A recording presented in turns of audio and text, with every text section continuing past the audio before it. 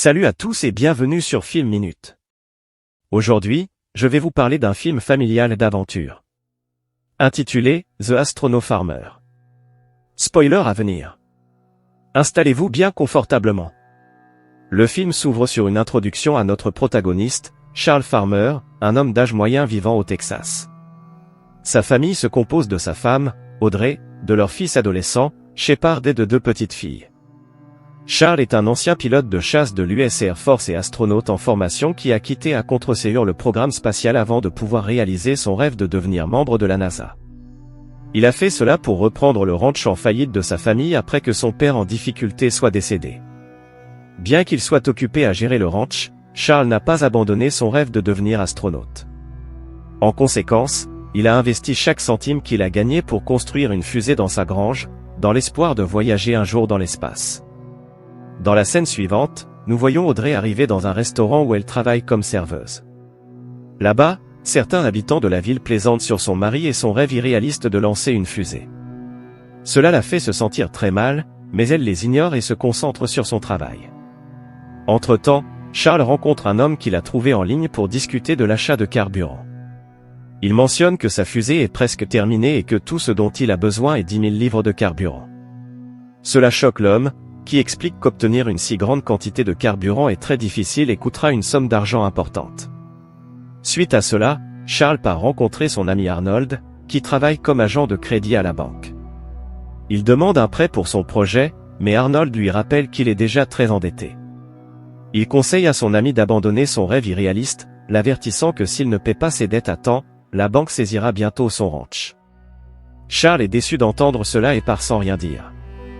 Plus tard, à la maison, la famille s'assoit pour dîner et joue à un jeu dans lequel ils disent ce qu'ils apporteront s'ils vont sur la Lune. Ils prient ensuite ensemble et discutent des projets de Charles pour voyager dans l'espace. Il devient clair que, même si tout le monde est contre lui, sa famille croit en lui et lui apporte un soutien considérable. Le lendemain, le père d'Audrey arrive à la maison pour une visite rare. Lorsque Charles lui montre la fusée, il admire l'œuvre et le soutient. À ce moment-là, Charles reçoit une lettre l'informant qu'il a un mois pour payer ses dettes sous peine de perdre sa maison et son ranch. Cela le met tellement en colère qu'il se précipite immédiatement à la banque et jette une brique sur le bureau d'Arnold. La situation dégénère rapidement et les deux entrent dans une vive dispute, ce qui incite le flic à intervenir. Par la suite, le juge de la ville règle le différend entre les deux hommes et Charles doit s'excuser pour son comportement. Il doit également subir une évaluation psychiatrique pour son accès de violence. Il se rend ensuite chez Beth, qui est la seule psychiatre de la ville. Cependant, Charles ne prend pas la séance au sérieux et se souvient de leur bal de fin d'études au lycée lorsqu'il lui a demandé si elle voulait aller sur la Lune. Beth considère cela comme un discours enfantin, mais Charles insiste sur le fait qu'il envisage sérieusement d'aller sur la Lune et met fin à la séance. Suite à cela, il va chercher Shepard dans sa classe, déclarant qu'il a besoin d'un ingénieur pour son projet. Le professeur mentionne qu'ils étudient l'histoire, mais Charles affirme qu'il apprendra à son fils comment écrire l'histoire. Il récupère ensuite également sa fille et ils se dirigent tous vers la grange. Charles informe ses enfants qu'ils font partie de son projet et qu'ils termineront et lanceront la fusée dans un mois. Il explique qu'ils n'auront pas à aller à l'école mais qu'ils étudieront à la maison pour suivre leurs études. Les enfants sont agacés par ces grands discours et sont immédiatement d'accord.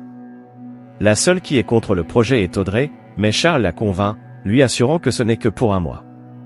Bientôt, la rumeur se répand dans toute la ville que Charles a l'intention d'acheter 10 000 livres de carburant. Le FBI en prend également connaissance et envoie 2 agents pour l'interroger. Ils arrivent bientôt à la grange pour enquêter sur ce que fait Charles. Les agents sont étonnés par son invention mais l'avertissent que les civils ne sont pas autorisés à lancer des roquettes et que le gouvernement ne le permettra pas. Cependant, notre héros ne veut pas abandonner et rencontre son ami avocat, Kevin. Il explique qu'il a soumis les demandes de la FAA il y a 6 mois, y compris l'intégralité du plan et des illustrations, mais qu'elles ne sont pas intervenues jusqu'à présent. Kevin suppose ensuite que peut-être à l'époque, il ne croyait pas que Charles pourrait réellement aller jusqu'au bout. Dans les jours suivants, la popularité de Charles commence à croître et de nombreux citadins commencent à le soutenir. Il fait la une des journaux et des journaux télévisés. Sa maison regorge de journalistes et de membres curieux du public intéressés par son projet. Pendant ce temps, les deux agents du FBI montent la garde devant la grange 24H/24 et 7J/7 pour s'assurer qu'ils ne lancent pas la fusée. Un jour, la famille reçoit la visite d'un homme nommé Colonel Doug, qui est le vieil ami de Charles et astronaute. Il soutient les rêves de Charles et raconte à la famille ses expériences dans l'espace. Après le dîner, Charles l'emmène à la grange pour lui montrer la fusée qu'il a construite. Doug est profondément impressionné par sa détermination et son travail acharné. Cependant, il rappelle à Charles la réalité, affirmant que les autorités ne lui permettront jamais de piloter cette fusée. Il demande à son ami d'abandonner et lui promet de lui trouver un emploi à la NASA afin qu'il puisse voyager dans l'espace de la bonne manière. En entendant cela, Charles est quelque peu déçu, comme il s'attendait à ce que Doug, plus que tout le monde, le comprenne. Il décline poliment l'offre, insistant sur le fait qu'il souhaite aller dans l'espace à bord de sa propre fusée. Quelques jours plus tard, Charles et Kevin rencontrent des responsables du gouvernement américain de la FAA, du FBI, de la CIA, de la NASA et du ministère de la Défense. Doug est également présent parmi les officiels. Les gars du gouvernement indiquent clairement qu'ils ne peuvent pas permettre à Charles de lancer la fusée car elle pourrait être classée comme une arme de destruction massive. Ils sont encore plus inquiets lorsqu'ils apprennent que son fils de 15 ans, Shepard, a été désigné comme chef de mission. Pour aggraver les choses, Doug laisse entendre que Charles est mentalement instable, soulignant que son père a commis l'impensable après être devenu fou. En entendant cela, Charles exprime sa frustration quant à la façon dont les Américains agissent comme si l'espace appartenait uniquement à leur gouvernement. Il déclare qu'on lui a appris à croire aux possibilités illimitées et qu'à un moment donné, les gens ont perdu confiance en ses idéaux. Il mentionne également que lui et son fils travaillent ensemble depuis que Shepard est enfant. Charles affirme que son fils est tout aussi compétent que lui et est tout à fait capable de mener à bien cette mission. En entendant son discours, les fonctionnaires ne sont pas impressionnés et déclarent qu'ils l'informeront une fois qu'une décision aura été prise. Plus tard, alors que Charles est dans les toilettes, le chef de la FAA s'approche de lui et déclare fermement que le gouvernement ne lui permettra jamais de lancer sa fusée. Il prévient Charles que s'il tente de continuer, les militaires le tueront en quelques secondes. Notre héros est certes ébranlé par la menace mais Kevin le rassure en lui disant que l'homme ne faisait que bluffer et qu'ils ne peuvent pas le tuer comme ça. Dans la scène suivante, Audrey est au supermarché lorsque sa carte est refusée de manière inattendue. Elle s'inquiète et se rend à la banque, pour découvrir que tous leurs avoirs financiers sont gelés. Ce n'est pas tout, elle apprend aussi que leur maison et leur ranch sont sur le point d'être saisis. Cela la fait se sentir trahie car elle n'aurait jamais pensé que Charles lui cacherait des informations aussi importantes. Le soir, la famille dîne ensemble quand Audrey éclate soudainement et confronte Charles à propos de sa tromperie. Elle l'accuse de mettre en péril leur avenir à cause de ses rêves égoïstes et exige de savoir ce qu'ils mangeront et où ils vivront si son plan échoue. Mais au lieu de réagir comme un homme sensé, Charles se met également en colère et commence à jeter de la nourriture dans la cuisine. Cela dégénère en une vive dispute, qui fait que les enfants ont peur et courent vers leur chambre. Quelques jours plus tard, la famille reçoit un autre choc lorsque le père d'Audrey décède tranquillement dans son sommeil. Il pleure sa mort et organise de petites funérailles pour lui rendre hommage. Un soir, Charles aperçoit dans sa grange un homme qui compte son bétail et essaie de mesurer ses terres. Il demande à l'homme ce qu'il fait là, et ce dernier répond qu'il évalue son terrain pour la banque. Conscient que le temps presse, Charles a l'idée de créer son propre carburant en mélangeant du kérosène avec de l'hydrazine.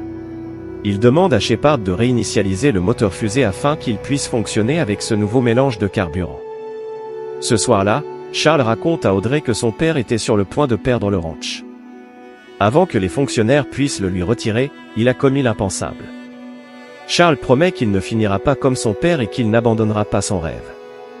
Le lendemain matin, quand Audrey se réveille, elle trouve une lettre de Charles, qui semble être une note d'adieu. Avant même qu'elle puisse comprendre cela, une énorme explosion se produit à l'extérieur, révélant que la fusée est sur le point de décoller. Une foule immense s'est également rassemblée pour assister à ce spectacle. Charles commence alors à allumer la fusée, même s'il ne dispose pas du carburant de remplacement optimal. Cependant, après avoir gravi quelques mètres seulement, la fusée redescend. Il tombe et la fusée dérape horizontalement, provoquant une énorme explosion. À la suite de cet incident, Charles est transporté d'urgence à l'hôpital. Bien qu'il parvienne à survivre, il est dans un très mauvais état et il lui faudra beaucoup de temps pour se rétablir. Quand il se réveille, il se sent mal à cause de ce qu'il a fait, mais Audrey ne le gronde pas et est simplement soulagée qu'il soit en vie. La scène se déplace ensuite des mois plus tard, où Charles se remet progressivement mais déprimé à cause de l'échec du projet. Il a maintenant complètement abandonné son rêve car il ne veut pas que sa famille souffre à nouveau. Pendant ce temps, Audrey rencontre son avocat, qui révèle que son père lui a laissé un héritage, comprenant un fonds en fiducie pour les 3 enfants et un montant important d'actifs. Elle décide alors de tout vendre pour rembourser leurs dettes. Dans la scène suivante, Audrey rencontre Arnold pour la paperasse et il lui dit qu'elle a fait la bonne chose. Il commence alors à se moquer de Charles pour avoir fait des rêves aussi stupides et avoir mis sa propre famille en danger. Arnold affirme que Charles n'allait jamais réaliser ses rêves. Ces paroles dures bouleversèrent profondément Audrey, mais elle choisit de garder le silence. Plus tard, Audrey rencontre Charles et lui donne tout l'argent restant qu'elle a reçu de l'héritage. Remplie d'émotions, elle explique que la fusée fait partie de leur famille et que tous leurs enfants ont grandi en partageant les rêves de leur père. Audrey affirme que sans la fusée, ils ne sont qu'une autre famille dysfonctionnelle. Elle le presse donc d'en construire une nouvelle. Cela donne à Charles la confiance indispensable qu'il avait perdue et il adhère immédiatement au plan. Dès le lendemain, la famille commence à construire une autre fusée en privé. Charles s'entraîne également pour survivre dans l'espace et passe plusieurs tests médicaux pendant cette période. Après quelques mois, ils achèvent enfin la construction de la fusée et Charles la nomme « le rêveur ». Bientôt, le jour du lancement arrive, mais les agents du FBI sont toujours postés à l'extérieur de la grange. Ils reçoivent une alerte indiquant que Charles achète à nouveau du carburant et se précipitent pour l'intercepter. Ils suivent sa voiture avec les forces de police et parviennent finalement à le coincer sur une route. Cependant, cela s'avère être un appât, car ils appréhendent un autre homme à la place de Charles. De retour dans la grange, Charles réussit à lancer la fusée tandis que Shepard reste dans la salle de contrôle pour donner des signaux. La fusée décolle et les habitants de la ville la regardent avec étonnement alors qu'elle s'élève dans le ciel. Charles atteint bientôt l'espace, où il est témoin du paysage à couper le souffle et verse des larmes de joie. Pendant ce temps, le chef de la FAA tient une conférence de presse et nie que le lancement de la fusée ait eu lieu. Il considère cela comme une rumeur, affirmant que Charles est confortablement assis à la maison. De retour dans l'espace, les lumières de la fusée s'éteignent soudainement et Charles perd tous les signaux de communication. Cela inquiète beaucoup Shepard et Audrey, et ils tentent désespérément de renouer avec lui. Shepard informe sa mère que s'ils ne parviennent pas à l'atteindre, il orbitera autour de l'espace et finira par manquer d'oxygène. En attendant que son père les contacte, il s'endort bientôt dans la salle de contrôle. Le lendemain matin, Charles remarque sa bague flottant dans l'espace. En tentant de l'attraper, il découvre les câbles débranchés et les répare. Cela lui permet de rétablir la communication et de parler avec sa famille. Après avoir fait 9 fois le tour de la Terre, Charles se prépare enfin à rentrer chez lui. Il fixe les coordonnées et atterrit en toute sécurité à quelques kilomètres de chez lui, où sa famille vient le chercher. Dans la scène finale, Charles est salué comme un héros par les gens de tout le pays pour sa réussite remarquable. Le film se termine alors qu'il apparaît dans un talk-show populaire de fin de soirée pour une interview, tandis que les agents du FBI le regardent et l'applaudissent. Merci d'avoir regardé jusqu'à la fin. Si vous avez aimé cette vidéo, n'oubliez pas de liker, commenter et vous abonner pour ne pas rater nos prochaines vidéos.